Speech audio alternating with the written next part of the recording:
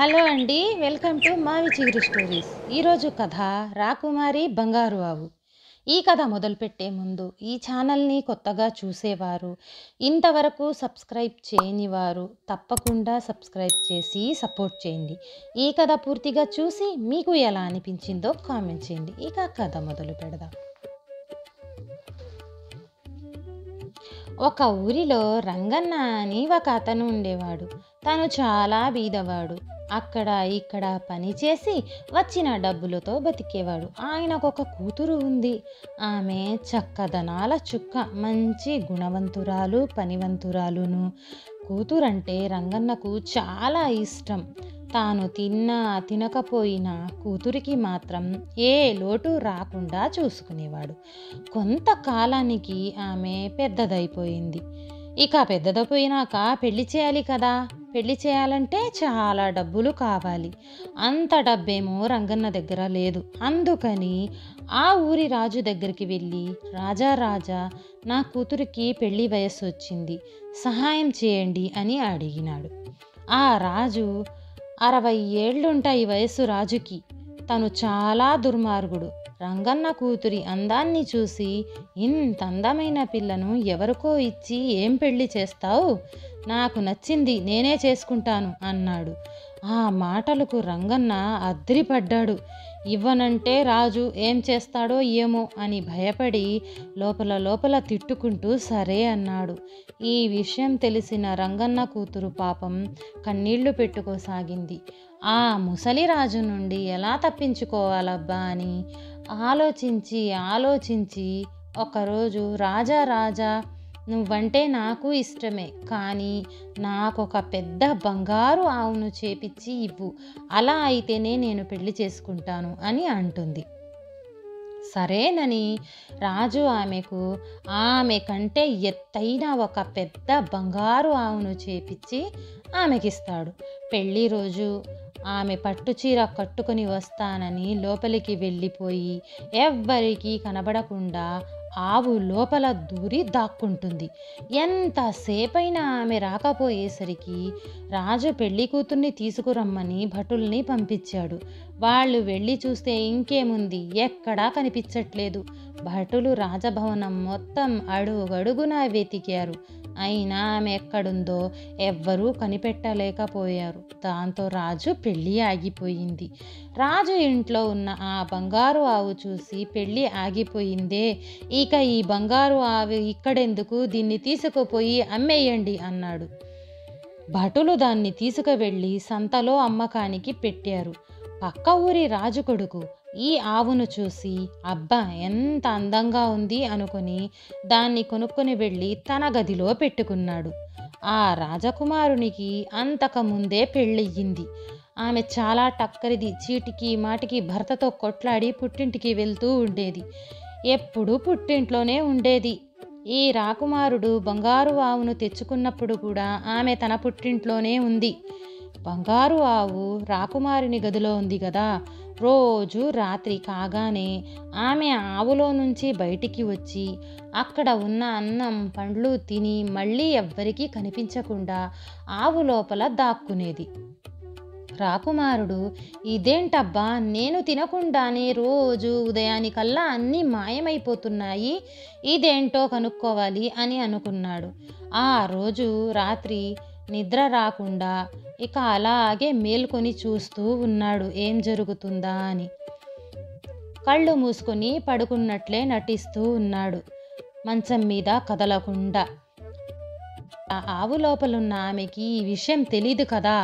దాంతో ఎప్పటిలాగానే అర్ధరాత్రి కాగానే బంగారు ఆవులో నుంచి బయటకొచ్చింది. అన్నీ తినటం మొదలుపెట్టింది. అది చూసి రాజకుమారుడు వెనక నుండి చప్పుడు కాకుండా నెమ్మదిగా ఆమె దగ్గరకొచ్చి చటుక్కున చేయి పట్టుకొని, ఎవరు నువ్వు?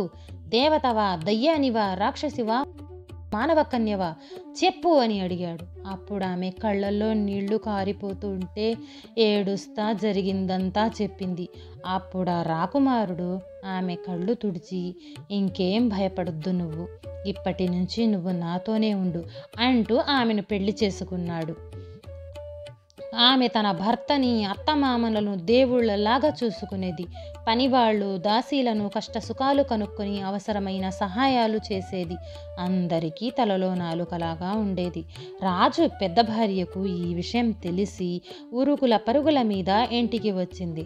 చిన్నరాణిని చూసి, అబ్బా, ఇది నాకన్నా అందంగా ఉంది, అచ్చం నెమలికంత అందంగా ఉంది, దీన్ని ఎలాగైనా ఇక్కడి నుంచి తరిమెయ్యకపోతే రాజు నా వంక అస్సలు చూడడు అని అనుకుంది. ఒకరోజు చిన్నామె దగ్గరకు వెళ్ళి, మన తోట చాలా అందంగా ఉంటుంది, పొయ్యొద్దాం రా అంటూ తీసుకుని వెళ్ళిపోయింది. అక్కడ ఒక పెద్ద చెరువు ఉంది. ఆ చెరువు దగ్గరికి తీసుకువెళ్ళి, నువ్వెంత అందంగా ఉన్నావో నేనెంత అందంగా ఉన్నానో నీళ్లలో చూసుకుందామా అని అడిగింది. చిన్నరాణికి ఎవరెంత అందంగా ఉంటే ఏమైందక్కా, మనలో మనకు పోటీ ఎందుకు అన్నది. అయినా పెద్దరాణి ఒప్పుకోలేదు. దాంతో సరే అని చిన్నామె చెరువులోకి తొంగి చూసింది. వెంటనే పెద్దరాణి వెనక నుంచి దబీమని ఆమెను చెరువుల్లో తోసేసింది. యువరాజుకి ఇదంతా తెలీదు కదా. దాంతో చిన్న భార్య కనబడక కళ్ళనీళ్లు పెట్టుకుంటా చుట్టుపక్కల రాజ్యాలన్నీ వెతికించాడు. కానీ ఎక్కడా దొరకలేదు. చెరువులో పడిన చిన్నరాణి కొంతకాలానికి ఒక అందమైన 1000 రేకుల తామర పువ్వై పుట్టింది. ఒకరోజు రాకుమారుడు చెరువులో స్నేహితులతో ఈదులాడుతూ ఉంటే వాళ్లకు తామర పువ్వు కనిపించింది. అబ్బా, ఎంత అందంగా ఉంది తామర పువ్వు అనుకుంటూ అందరూ దాన్ని పట్టుకోవటానికి వెళ్ళారు. అది ఎవ్వరికీ దొరకలేదు. కానీ ఆ తామర పువ్వు రాకుమారుడు ఎటువైపు వెళితే అటువైపే రాసాగింది. అది చూసి, ఇదేంటబ్బా, ఇది నా దగ్గరకే వస్తుంది అనుకుని ఆశ్చర్యపోయి దాన్ని కోసుకుని ఇంటికి తీసుకుని వెళ్ళాడు. పెద్దరాణి ఆ 1000 రేకుల తామర పువ్వును చూసి, ఓహో, చిన్న భార్య తామర పువ్వు పుట్టిందా, మళ్ళీ ఇంట్లోకొచ్చిందే అని అనుకొని దాని రెక్కలన్నీ ఇష్టం వచ్చినట్లుగా తెంపి విసిరి పెరట్లో పారేసింది. పెరట్లో పడిన ఆ తామర పువ్వు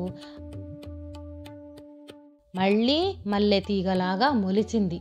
రాత్రికి రాత్రి పెద్ద చెట్టై కుప్పలు తెప్పలుగా పూలు కాయసాగింది. ఆ పూల వాసన రాజభవనమంతా నిండిపోయింది. రాకుమారుడు, ఇదేంటప్ప ఇంత మంచి వాసన వస్తుంది అని ఆ మల్లెపూలన్నీ తెంపుకొచ్చి గదంతా చల్లుకున్నాడు. పెద్దరాణి ఆ మల్లెపూలను చూసి, ఓహో, ఇది మళ్ళా మల్లెతీగ పుట్టిందా అని అనుకుని రాజు బయటకు వెళ్ళినప్పుడు ఆ చెట్టు మొత్తం నరికి కుప్పేసి అంటించేసింది. అది కాలి బూడిద కాగానే దాన్ని ఊరి బయట పాడేసింది. వెంటనే బూడిద ఉన్న చోట్లల్లా రాత్రికి రాత్రి పెద్ద పెద్ద మామిడి చెట్లు మొలిచాయి. ఆ ఊరి రాణి దగ్గర ఒక చాకలాయన ఉండేవాడు. ఆయన బట్టల మూటెత్తుకుని వస్తూ ఉంటే మామిడి తోట కనిపించింది. ఇదేంటబ్బా, నిన్నటి వరకు ఇక్కడ ఒక్క చెట్టు కూడా లేదు, రాత్రికి రాత్రి తోట తయారయ్యిందే అని ఆశ్చర్యపోయాడు. తోట మధ్య వెళ్తూ ఉంటే ఒక చెట్టుకు పనసకాయంత పెద్ద మామిడికాయ కనిపించింది. ఇదేంటబ్బా, ఇంతలా ఉంది, నేనింతవరకు ఇంతలా పండును ఎప్పుడూ చూడనే లేదే అనుకొని నెమ్మదిగా దాన్ని తెంపి పెద్ద గోనె సంచిలో మూట కట్టుకొని ఇంటికి తీసుకుని వెళ్ళాడు. కత్తి తీసుకొని దాన్ని కోయబోతున్నంతలో కాయ లోపల నుంచి, జాగ్రత్త జాగ్రత్త, నా కాలో చెయ్యో తెగకుండా నెమ్మదిగా కోయి అని వినిపించింది. ఇదేంటబ్బా, మామిడి పండు మాట్లాడుతుంది అని ఆశ్చర్యపోయి నెమ్మదిగా కోసి చూస్తే ఇంకేముంది, లోపల నుంచి కిలకిలా నవ్వుకుంటూ చిన్నారి రాణి బయటకొచ్చింది. వాడు ఆమెను చూసి, నాకెలాగూ పిల్లలు లేరు, దేవుడే నిన్ను పంపించినాడు, నువ్వు నా దగ్గరే ఉండు అని పెంచుకోసాగాడు. ఒకసారి ఆ చాకలాయనకి జ్వరం వచ్చి మంచం మీద నుండి లేవలేకపోయాడు. ఎన్ని రోజులైనా బట్టలు తేకపోయేసరికి పెద్దరాణి, ఏమైందబ్బా వీడికి అని తన ఇంటికి వచ్చింది. అక్కడ తన కూతుర్ని చూసి, ఇది అచ్చం చిన్నరాణిలాగానే ఉంది, అయితే ఇది మళ్ళా చాకలాయన కూతురిలాగా పుట్టిందన్నమాట, ఎలాగైతేనేం సరే దీన్ని చంపేయాలి అనుకుంది. ఇంటికి వెళ్ళి మంచం మీద పడుకుని అమ్మా అబ్బా అని మూలగటం మొదలుపెట్టింది. అది చూసి రాజు, ఏమైందే అలా బాధపడుతున్నావు అని అడిగాడు. దానికి ఆమె తల పట్టుకుని, నిన్నటి నుంచి ఒకటే తలనొప్పి, ఎన్ని మందులు వేసుకున్నా తగ్గటం లేదు, మన చాకనాయన ఉన్నాడు కదా, ఆయన కూతుర్ని చంపి ఆ రక్తం నా తలకు పూస్తే తప్ప ఈ నొప్పి తగ్గదు అని చెప్పింది. ఆమెది దొంగతల నొప్పి. తెలియని రాకుమారుడు మంత్రిని పిలిచి ఆమెను చంపి నెత్తురు తెమ్మన్నాడు.